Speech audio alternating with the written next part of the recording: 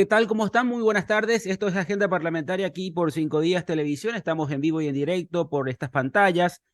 Después de un fin de semana, después del informe del presidente de la República, el último, por cierto, que dio al Congreso Nacional, Mario Abdo Benítez, y también después del juramento de los parlamentarios que están iniciando un periodo de 5 años que genera expectativas. Estamos hablando de la Cámara de Diputados en particular, una Cámara que tiene representación departamental, que vienen parlamentarios renovados, porque vimos caras nuevas, porque cerca del 75% de los 80 diputados, el 75% son nuevos, es decir, vuelven a renovar una Cámara que siempre está en el ojo de la tormenta por las actitudes, por las conductas, por los debates, por los temas que se introducen en la agenda parlamentaria. Hoy vamos a hablar con Guillermo Rodríguez, diputado electo ya en funciones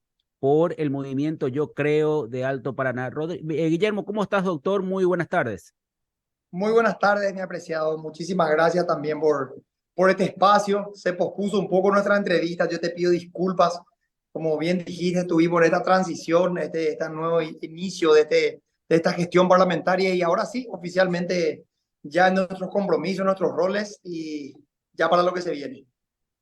Bueno, gracias, diputado, por recibirnos en este momento, un momento de mucha, yo diría ilusión, ¿verdad? Porque las esperanzas siempre se renuevan y cuando hablamos de la política, hay muchas cosas que la política, o todas las cosas que la política trata, resuelve, decide, afecta a la gente, afecta en su bolsillo, afecta en su día a día, afecta en la calidad de vida en cuanto a salud, educación. Si uno dimensiona un poco lo importante que son las discusiones o los temas que deben de ser tratados en la Cámara de Diputados, vamos a tener que mirar con ojos mucho más atentos y exigir seguramente también a que los parlamentarios estén a la altura de las circunstancias para poder atender los problemas reales de la gente. ¿Va a ser una Cámara, crees que va a ser una Cámara que va a dar respuestas a las demandas de la gente, diputado?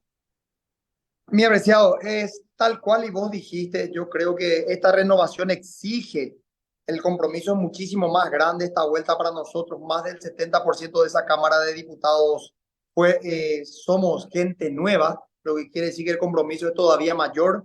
Y la palabra que estaba buscando a lo mejor es expectativa. Y sí, las expectativas son muy altas en relación a lo que se viene o a lo que nosotros podamos hacer en este próximo periodo legislativo. Tenemos el deber de lavarle un poco la cara a ese Congreso Nacional hoy que tiene esa connotación tan negativa, pareciera tan divorciada esa clase política de la realidad social. Y tenemos el compromiso y la oportunidad también de cambiar un poco eso nosotros. Yo creo y por lo que estoy viendo es que va a ser un periodo parlamentario bastante interesante. Quiero creer que hay mucha gente con las mejores intenciones en ese cuerpo colegiado y por el trato que voy viendo, que voy sintiendo, percibiendo por los colegas, creo yo que vamos a estar a la altura un poco de lo que exigen, ¿verdad? Hoy por hoy la ciudadanía que nos pide que se suba un poco ese debate, el nivel, que tengan realmente legisladores que estén a la altura de la representación ciudadana.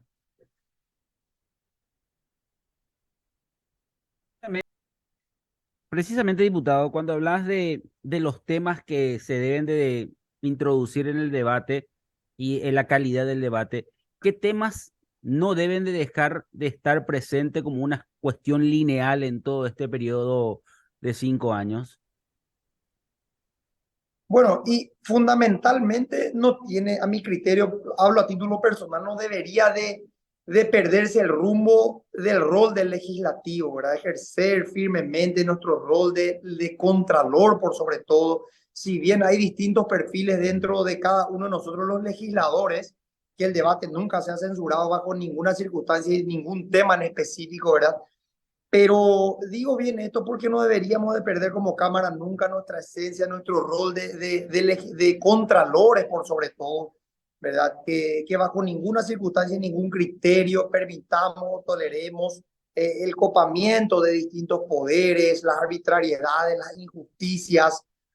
Hay de todo en esta Cámara, lo que yo estoy viendo entre los colegas, los que tienen un perfil mucho más proyectistas y otros quizás los que yo me incluyo, que tienen un perfil un poco más crítica de ciertas cuestiones, que van a ejercer con un poco más de peso su rol de contralores por sobre todo. Pero hay una agenda país que tenemos que todos tener en cuenta, ¿verdad? Trabajar bien de cerca con el Ejecutivo, como hemos dicho, también como tercer espacio, siempre ser un espacio que si bien va a estar allí cuestionando, que si bien va a estar allí ejerciendo con fuerza ese rol de opositor, también vamos a estar aplaudiendo todas las medidas que de alguna manera traigan progreso, desarrollo a este país. No estamos solamente para hacer una oposición por oposición ni ponerle al palo a la rueda, como se dice vulgarmente, ¿verdad? Todo lo contrario, queremos ser una oposición objetiva, una oposición constructiva, pero sin perder nunca nuestra identidad de oposición, de contralor. Digo bien esto porque me parece importante por sobre todo, ¿verdad? La agenda país, como bien ya dijiste, hay algunos temas que sí o sí tienen que estar allí, como lo son hoy el desempleo, la falta de oportunidades, la criminalidad, la falta de infraestructura en materia de educación, los déficits y las carencias que tenemos en materia de salud. O sea, hay una infinidad de cuestiones que deberían de ser prioridades, yo creo, dentro de esta próxima agenda parlamentaria para tratar de subsanar esa problemática lo más a corto plazo posible. Diputado, vos venís del área de salud, ¿verdad? Soy médico, sí. Sí. Perfectamente sabés cuáles son las limitaciones que tiene el Estado en relación a la atención médica. En el informe del presidente de la República escuché atentamente decir que la pandemia generó precisamente un nuevo enfoque hacia el área de salud con la incrementación de más unidades de terapia intensiva, unidades de salud familiar. También se hablaba mucho acerca de los hospitales centrales, como por ejemplo la de Oviedo y la de el Hospital del Sur de Encarnación. Si bien falta mucho, pero desde el Congreso Nacional, Cámara de Diputados, ¿crees que se le tiene que dar un enfoque distinto al estudio del presupuesto del área de salud a partir de esta nueva Cámara?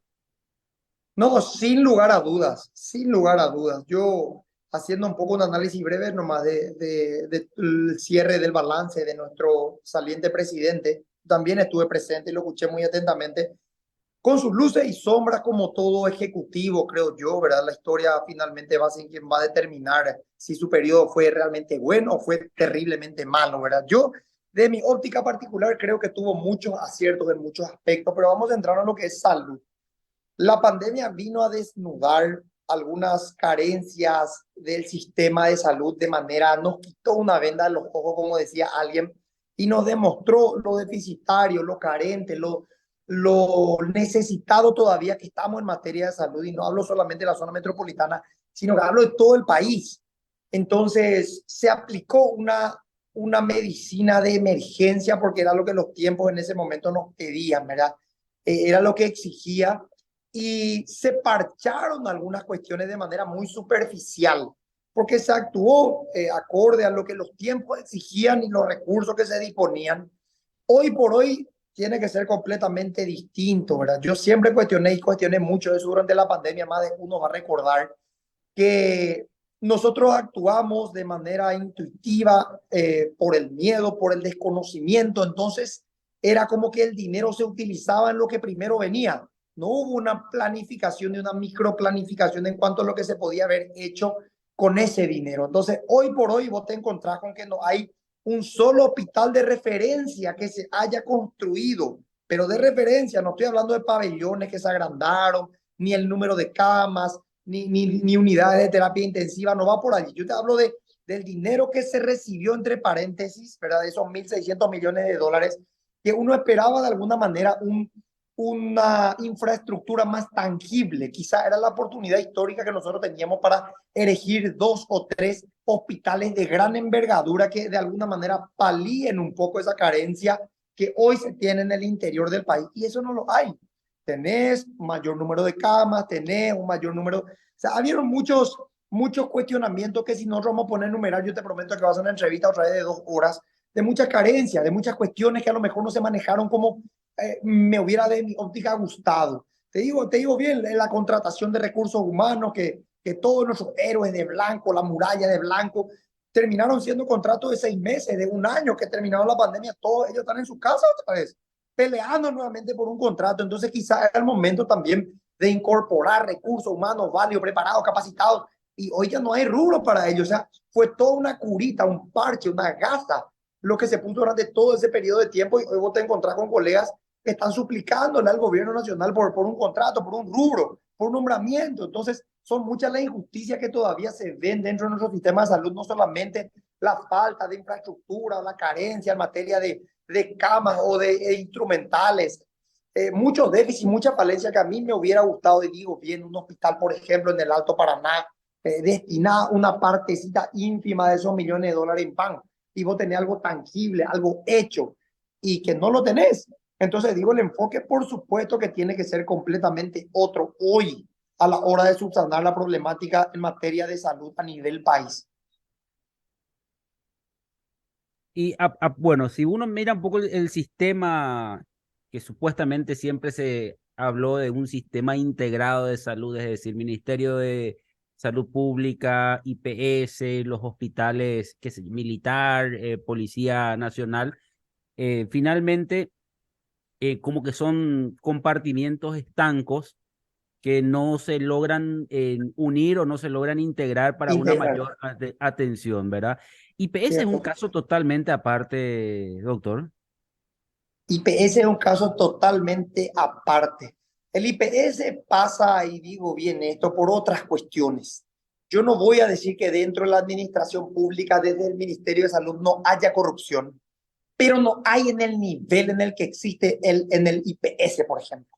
¿Me explico? O sea, muchas de las carencias que hoy padece nuestro sistema de salud público, dependiente del Ministerio de Salud Pública, son necesariamente presupuestarias y quizás hasta un mal gerenciamiento, me atrevo a decir en algunas cuestiones, pero no es tan alevoso el nivel de corrupción que existe en comparación a lo que existe en el IPS.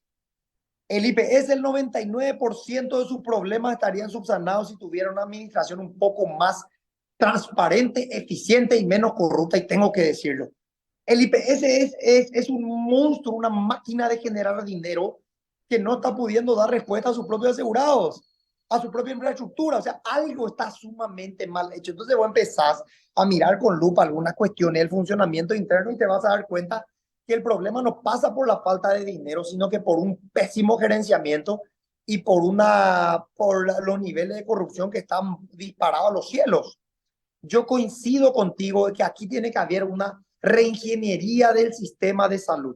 Tratar un poco de que el Ministerio de Salud integre de manera modular al hospital, ¿por qué no al hospital central militar? ¿Verdad? Que es uno de los hospitales de categoría nivel 5 que nosotros podemos llegar a optimizar, integrar un poquito más socialmente hablando eso, sin que el hospital militar ni el hospital policial Rigoberto Caballero pierdan su identidad. Pueden y deben de seguir siendo autónomos en ese sentido, pero ya con una visión un poco más integracionista en cuanto a lo social.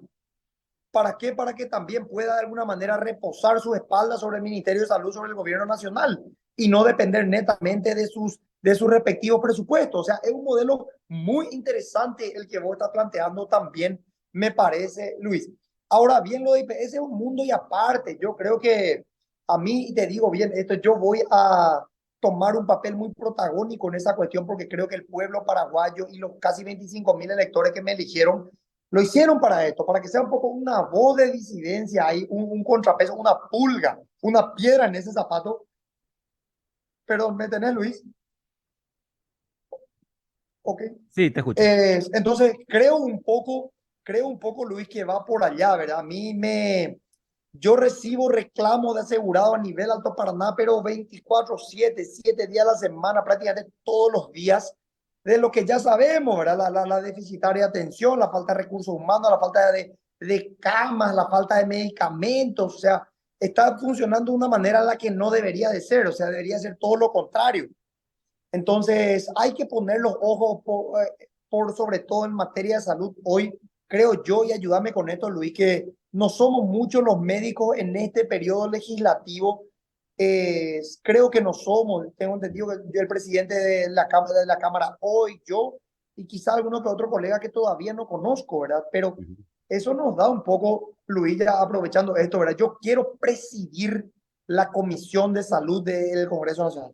Yo Ujú. quiero presidir esa comisión, Luis, porque creo que tengo las credenciales, creo que tengo la idoneidad para poder llevar adelante eso, de poder sentarme con las distintas autoridades y con los colegas mismos y por lo menos estar hablando en el mismo idioma. Si bien yo no resto mérito a los currículums que puedan tener de repente otros colegas, pero creo yo que tengo la idoneidad para poder encarar un poco ese desafío, ese compromiso también que es presidir la Comisión de Salud de ese Congreso. Ujú. Precisamente, diputado, cuando estamos hablando también un poco de salud, sin dudas parece que salud tiene, como siempre, dos inconvenientes así eternos, ¿verdad? Uno tiene que ver con la cuestión de infraestructura e insumos y otro tiene que ver con las reivindicaciones constantes del sector de blanco, ¿verdad? Sí. Eh, y cada gobierno que asume debe de enfrentar ese problema, esas dificultades que parece que nunca terminan por atenderse. ¿Por qué crees que nunca termina por eso? Bueno, por lo menos hoy estamos bien en insumos, seguramente no estamos tan bien en el cuanto a la capacidad de atención del personal de blanco, pero siempre los dos problemas se llevan de la mano, o sea, nunca se sueltan. Y yo creo que pasa un poco por el gerenciamiento. También una cuestión presupuestaria, sin lugar a dudas, pero también una cuestión del gerenciamiento. Yo creo que tenemos que poner mayor énfasis en lo que va a ser esta reingeniería del sistema de salud, porque como vos bien decís, no basta con subsanar la cuestión infraestructura si vos tenés enormes falencias todavía en materia de recursos humanos. O sea, hoy, y eso pasa en todos lados, yo te digo porque vengo, por ejemplo, hoy del Hospital Central, del Hospital Militar, y ellos están perdiendo hoy la capacidad de como médicos militares seguir brindando respuesta a sus asegurados. ¿Por qué? Porque se jubilan los médicos, pero ya no tienen presupuesto para la contratación. Ellos mismos están subsanando con una ingeniería interna en la cual ellos están contratando médicos civiles para prestar servicios dentro del Hospital Militar Central. Ese es uno de los ejemplos nomás. Pero pasa en todos lados, pasa independientemente del hospital distrital, del departamento que vos recorras, te vas a dar cuenta, ¿verdad? Que el problema está en los recursos humanos. Un ejemplo te doy. En un hospital de, hoy ya prácticamente no nacen niños en Mallorquín, ni en, a ver, ni en Juan Oleari, ni en Colonia Iguazú, ni en otras ciudades aledañas, ni en Iruña, ni en Taapú, ni en otras cientas. ¿Por qué? Porque todo termina en el único hospital de referencia del Alto Paraná, que es el Hospital Regional de Ciudad del Este. El Hospital Regional de Ciudad del Este es quizá el único hospital donde vos vas y vas a tener una ginecóloga que pueda hacer el trabajo de parto, una pediatra que pueda recibir a esa criatura que está viniendo. Entonces, ¿por qué te hablo de un mal gerenciamiento? Porque quizá en Iguazú vos tenés contratada en el hospital regional de allí, tenés contratada una ginecóloga, pero no tenés un pediatra, o sea que el niño no puede otra vez nacer. ¿Me explico? Entonces la ambulancia pasa y pasa y pasa y va a los distintos hospitales hasta terminar otra vez en ese cuello de botella que es el Hospital Regional de Ciudad del Este. Entonces, te das cuenta que hay una falla también en la ingeniería allí, porque ¿por qué hay esto si hay carencia de esto? Si tienen que trabajar en conjunto. O sea, no podría haber esto si es que no hay esto, o debería haber esto si es que hay esto. Y después volvemos otra vez a la bola esta que nunca termina, que es la cuestión presupuesto. O sea, no puede contratar porque no tiene recursos. No puede mejorar su infraestructura porque todo está centralizado y todo se tiene que pedir a nivel central. O sea, esto es un debate eterno, ya lo pareciera nunca terminar. Por eso digo, yo no tengo la lámpara para frotar y decir, pero por lo menos puedo señalar la problemática, sentarme con la distinta autoridad para tratar de subsanar eso. Hoy el director de un hospital a nivel Ciudad del Este quiere cambiar un foco quemado y tiene que redactar una nota. Señor ministro de Salud, quiero cambiar mi foco que se quemó en el hospital distrital allá de Iruña, en Alto Paraná, y tiene que venir de acá para que el presupuesto se vaya. O sea, lastimosamente, digo bien lastimosamente, nuestro sistema centralizado es muy interesante para algunas cosas, pero es muy nocivo, por ejemplo, para este tipo de gestiones, porque no te permite una gestión efectiva. Hablando de descentralización, porque también escuché mucha la palabra descentralización cuando se tomó juramento los parlamentarios, porque ustedes vienen de representaciones departamentales, si bien son diputados nacionales, tienen la necesidad de atender los problemas de los departamentos. Y una cuestión, diputado, es que me dicen descentralización, es decir, no solamente hablar de una descentralización de la administración central del Estado, sino que propiamente los gobiernos departamentales administren salud y educación. Bueno, se nos fue, parece, la comunicación con el diputado Guillermo Rodríguez. Estamos hablando con el diputado electo por Alto Paraná. En tema salud, sin dudas. Creo que hay está Guillermo Rodríguez, está Raúl Latorre y está Miguel del Puerto, según lo que tengo contabilizado así con los dedos, que son médicos, que tienen ese roce de la realidad que se vive con los médicos, con las enfermeras, con los enfermeros en los hospitales, porque en algún momento dado tuvieron la ocasión de vivir esa realidad en el ejercicio de la profesión. Ahora, una vez que uno ingresa a una cámara, como es la Cámara de Diputados, normalmente se espera que no se viva en un termo, es decir, que esa realidad en la que en algún momento dado le tocó vivir a estos parlamentarios no se desdibuje con la inclusión o con la permanencia dentro de lo que es la función del congresista. No sé si... Discúlpame, Sí, sí, ahí te escucho, diputado, ahí te escucho. ¿me podés repetir un poquito Sí, porque me desconecté? Me entró una llamada, te pido disculpas. sí, no, Estamos hablando de la de descentralización y de las descentralización. representaciones departamentales. Sí, la descentralización que algunos plantean es que salud y educación sean administradas y gerenciadas por los gobiernos departamentales. Es hacer una reforma mucho más profunda y darle esa responsabilidad al gobernador o la gobernadora que administren estas dos áreas. ¿Eso se podría dar o crees que es algo que no van a tener la capacidad las gobernaciones de poder encarar eso, diputado? Mira, yo digo muy honestamente esto, yo creo que sí puede ser un Ujú. trabajo y me parece hasta lo más sensato. ¿Por qué? Porque sus necesidades va a poder suplir aquella persona que conoce en profundidad la problemática.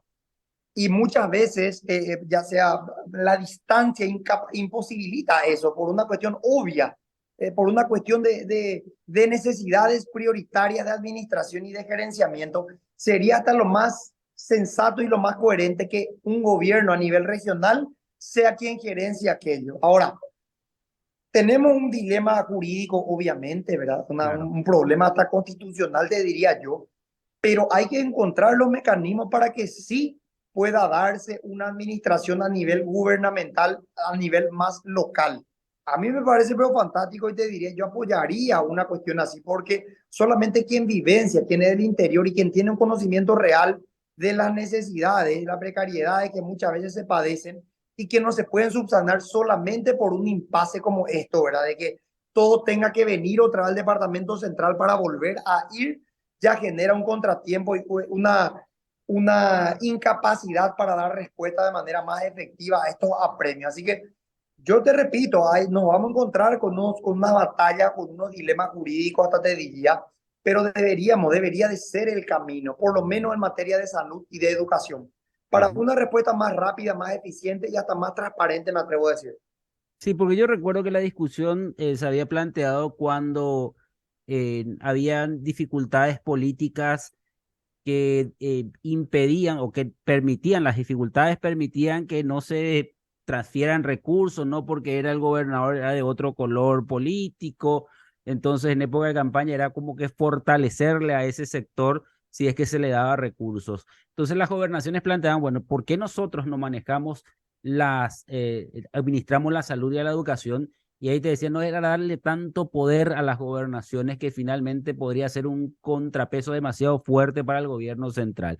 Cuestiones así, ¿verdad? Que se discutían, que todo pasaba por temas de interés político Político. particular, ¿verdad? O sea, está Sí. bien, uno puede incluso decir que legítimamente es bueno que algunos, que tengamos intereses políticos, pero cuando los intereses políticos se disfrazan o los intereses particulares se disfrazan de intereses políticos, ahí medio que no encaja la cuestión. Diputado, por último, eh, hay un desafío que es también, y vos que sos de la zona de Alto Paraná, Itaipú, Itaipú que siempre ha sido la caja grande del departamento de Alto Paraná por la infraestructura, por todo lo que se vino haciendo y por lo que se tenía que haber hecho. ¿Hay cosas que Itaipú debe seguir haciendo y qué crees que debe seguir haciendo por Alto Paraná, diputado? La Itaipú Binacional tiene un compromiso gigantesco, enorme, te diría yo, con el Alto Paraná. Hay muchas deudas pendientes que yo te hablo como esteño, como alto paranaense, muy puntualmente, ¿verdad? Si bien se han hecho cosas extraordinarias que la Binacional ha hecho a lo largo de la historia, a lo largo del tiempo, siempre hay más. Reconozco esto y siempre hay más. Puede trabajar y puede dar una mano gigantesca en materia de infraestructura, en materia de ayudarnos, obras viales, salud, educación. O sea, es ponerse un poco también. Yo te digo esto porque yo presencio y yo puedo hacer un poco un paralelismo de cómo funciona la Itaipú Binacional al lado paraguayo y la Itaipú Binacional al lado brasilero, ¿verdad? Y vos te encontrás ahí con una disyuntiva gigantesca de no entendés por qué se desarrolla de una manera, de una forma y por qué se desarrolla de la otra forma. La Itaipú Binacional, como vos decís, es la caja grande de los políticos a nivel central y también de nada, ¿por qué no, verdad? Lastimosamente, la binacional ha sido siempre un botín político suculento, siempre ha respondido primeramente, digo bien, a intereses políticos y segundo a intereses nacionales. Muchas veces los intereses nacionales disfrazados de intereses políticos en la más pura realidad y tal cual y vos decís. Entonces, yo en ese sentido creo que la ITIP Binacional tiene todavía una deuda gigantesca con las distintas ciudades del Alto Paraná. Bueno, diputado, te agradezco mucho el tiempo. Vamos a seguir hablando en la semana ahí en la Cámara de Diputados. Nos solemos ¿Cómo encontrar, así no? que vamos a estar compartiendo un poco las informaciones que puedan surgir desde tu banca, desde tu oficina, dentro de lo que es tu gestión para estos 5 años que se vienen a partir de ahora. Un gran abrazo y muy amable. Muchas gracias, Luis. Le esperamos por el Congreso, por la oficina número 6 en la planta baja cuando busque. Gracias a usted por el espacio. Gracias. Guillermo Rodríguez, diputado electo por Alto Paraná. Estamos hablando acerca de las expectativas y qué tipo de parlamentarios tendremos o tenemos ya electos, proclamados y en funciones. Por eso la idea es un poco conocer qué piensan cada uno de ellos, qué buscan, qué intención tienen a la hora de legislar, a la hora de gestionar. Algunos sin dudas no van a poder dejar sus intereses políticos, es decir, atender las demandas de sus electores, de sus dirigentes, que finalmente se transforman un poco en ese primer compromiso que tienen los parlamentarios cuando asumen con la gente que lo votaron. Pero sabemos, es una representación ya a nivel nacional y el compromiso ya no es solamente directamente con el dirigente que llevó los votos, sino que con todo un país o con toda una población que siempre espera más de sus políticos. Bueno, cerramos esta edición. Nos reencontramos el miércoles. Vamos a estar con todos los detalles desde el ámbito político, Congreso Nacional, aquí en Agenda Parlamentaria.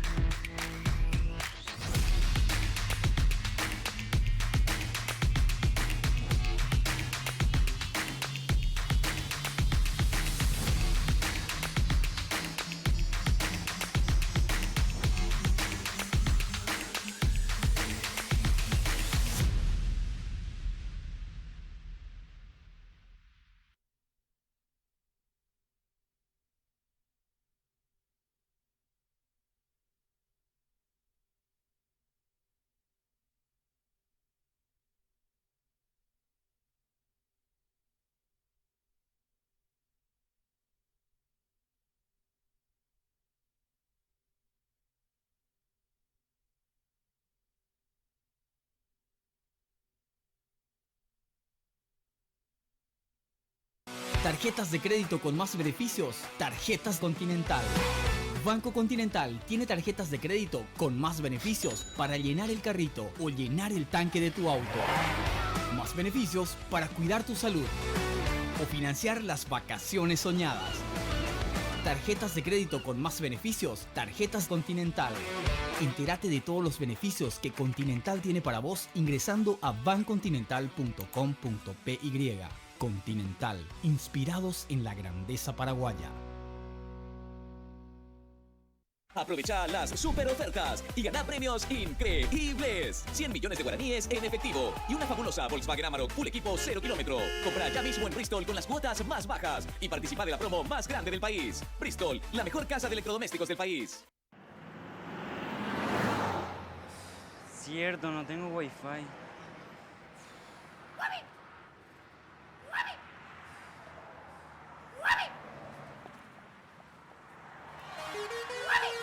Sin conexión Café, ahora con el pack WhatsApp ATR estás a 1000 y de estar siempre conectado. ¿Qué? 24 horas de WhatsApp por 1000 guaraníes. ATR loco, WhatsApp siempre conectado por 1000 y en todos lados. Personal Flow, conectate conmigo, conexión total.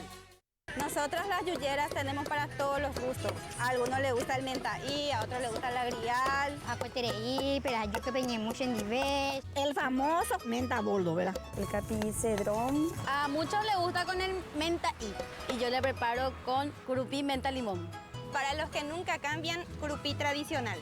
Curupí me regaló este puesto acá para estar cerca de los clientes. Hoy somos más de 50 yuyeras que contamos con nuestro carrito curupí. Gracias, curupí. Grandes beneficios en Farma Oliva con Banco Continental. Todos los martes, pagando con las tarjetas de crédito Continental, en todas las sucursales de Farma Oliva tenés 35% de ahorro, más 3 cuotas, sin intereses. Beneficio sujeto al límite de compra. Más información en bancontinental.com.py. Continental, inspirados en la grandeza paraguaya.